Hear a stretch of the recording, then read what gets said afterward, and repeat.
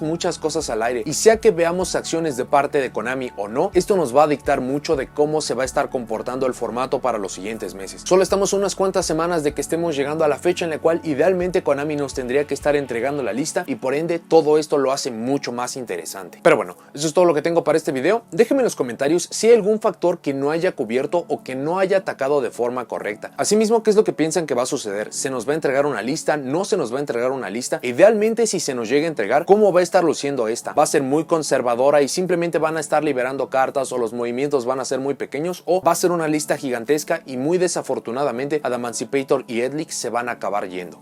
Si llegaron hasta aquí, dejen me gusta, suscríbanse, activen la campanita para saber cuando subo nuevos videos y nos vemos en la siguiente.